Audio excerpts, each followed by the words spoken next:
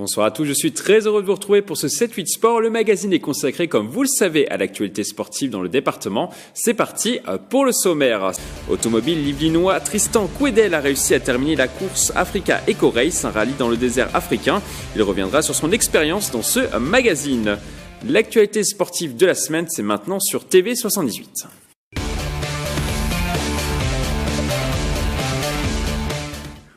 On ouvre maintenant une page sport automobile. Nous vous avions promis qu'il reviendrait sur ce plateau s'il arrivait à terminer l'Africa Eco Race, un rallye automobile en Afrique. Et c'est ce qu'il a réussi à faire. Le pilote Tristan Quedel de la petite ville de Blaru nous fait l'honneur de revenir sur ce plateau.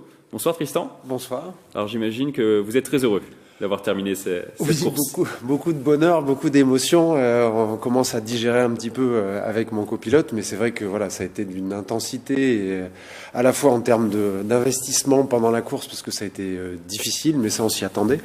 Et puis aussi le bonheur absolu d'être enfin à l'arrivée, et voilà, dans de bonnes conditions. Donc c'était super. Votre aventure s'est passée comment? Plutôt bien? Finalement? Alors oui, bien, en fait l'arrivée à Dakar sur la plage fait tout oublier. Après les jours ont été longs, intenses, on a fini beaucoup de spéciales de nuit et pour résumer un petit peu, on passait entre 10 et 11 heures par jour dans la voiture et entre 3 et 6 heures sous la voiture en arrivant au bivouac, puisque comme on était parti sans assistance, voilà, nous faisions nous-mêmes notre mécanique, quoi. Voilà. Vous n'étiez pas au même niveau que les têtes d'affiche? Ah non, bien sûr, mais bon, ça a un impact un petit peu sur toute la journée, puisque finalement, on sait aussi que les secondes qu'on peut gagner dans le désert, on risque de les perdre le soir. Donc en fait, c'est aussi une balance et on essaye de conduire entre guillemets intelligemment. Comment avez-vous trouvé le tracé? Absolument génial, on s'est régalé. Je croyais connaître tous les paysages du Maroc, c'était très présomptueux parce qu'on a vu des choses extraordinaires. Vous avez commencé à haïr le sable à la fin? Non, parce qu'on a eu beaucoup de chance dans le sable en lui-même, dans les dunes. Notre voiture était exceptionnelle. On a plus payé sur de la piste, sur des endroits avec beaucoup de poussière et des parcours très très longs, 620 km dans le désert. C'est long, c'est dur, mais voilà, ça s'est terminé. Quelle est la plus grosse difficulté que vous ayez rencontrée dans ces dunes? Mauritanie, notamment une spéciale qui était d'une longueur incroyable. On a fini 2 nuits dans les dunes avec des dunes qui étaient cassantes, donc on ne sait jamais trop ce qui se passe. Et la voiture, en fait, après avoir franchi la dune, tombe quasiment à la verticale. Et ça, avec la nuit, la rampe de phare, on finissait par se demander où on était, quoi. C'était assez surréaliste, en fait. Alors vous avez terminé 21e au général. Est-ce que c'est un résultat inattendu? Vous nous l'aviez dit ici sur ce plateau que vous vouliez juste participer à l'événement. Finalement, vous terminez 21e. Exactement, parce qu'en fait, de par le travail de mon copilote aussi très assidu, on a eu tous les waypoints. On n'a jamais été aidé par quiconque. On a fini toutes nos spéciales, du coup, par l'absence absolue de pénalité. Du coup, petit à petit, au fil des jours, nous remontions au classement. Et on finit 10e automobile et premier de notre catégorie. C'était pas du tout une volonté de notre part, c'est véritablement le jeu de la régularité qui a payé, en fait. La voiture était au point? Ou est-ce qu'il aurait fallu travailler encore un petit peu dessus? Alors je vous l'avais évoqué, j'avais quelques doutes. On a fini de la mettre au point, y compris parfois sur la piste, puisqu'on a perdu aussi du temps. On a eu pas mal d'ennuis mécaniques sur la piste. Mais on avait pris beaucoup d'outils. On avait quasiment 80 kilos de matériel embarqué, ce qui ne se fait pas normalement dans une voiture de course. Mais c'est vrai que ça nous a permis justement de terminer toutes nos spéciales et du coup de ne pas prendre de pénalité. Donc au final de faire un bon résultat. Il y a un moment où vous étiez sur le point d'abandonner? Ou pas du tout? On a eu des Vous avez moments... été serein toute la course? Serein, non.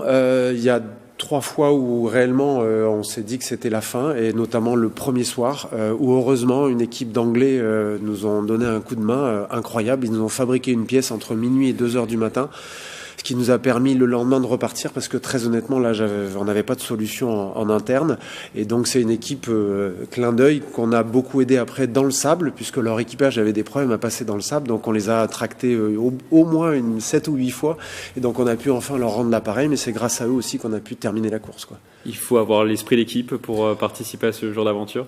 Nous, on est parti dans cette logique du Dakar tel qu'il nous a hanté et qui nous a fait rêver pendant des années, et on l'a vécu comme ça. On a aidé certains de nos concurrents qui auraient pu nous prendre notre première place dans notre catégorie. On l'a fait, on l'a vécu pleinement de notre Dakar, on s'est régalé, et voilà, beaucoup d'émotions à l'arrivée, c'était juste génial, quoi. Vous aviez participé au Dakar il y a 20 ans.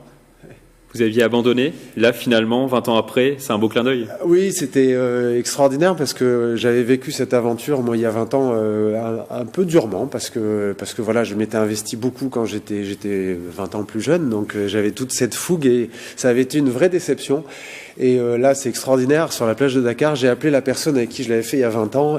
Et voilà, je lui ai dit, voilà, on y est. Et mon associé et ami et copilote avait eu lui aussi une aventure il y a 20 ans dans le désert, dans ces mêmes pays. Et donc, il y avait toute une symbolique qui était extra aussi en plus. Est-ce que justement cette expérience vous a permis de terminer cette fois-ci ?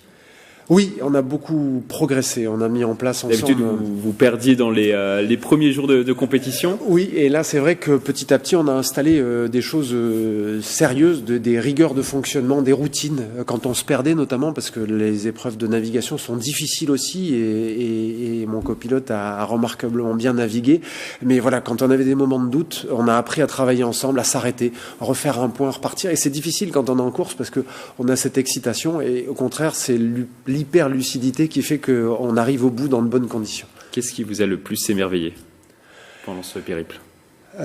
Probablement des paysages, que ce soit au Maroc ou en Mauritanie, le passage de la frontière qui est absolument surréaliste, où vous avez vécu pendant 5 jours dans un désert excessivement sec qu'est la Mauritanie, et là vous franchissez le fleuve Sénégal, et vous arrivez au Sénégal, et là tout change. On a l'impression que voilà, l'eau c'est la vie, et ce passage-là de frontière était impressionnant, quoi.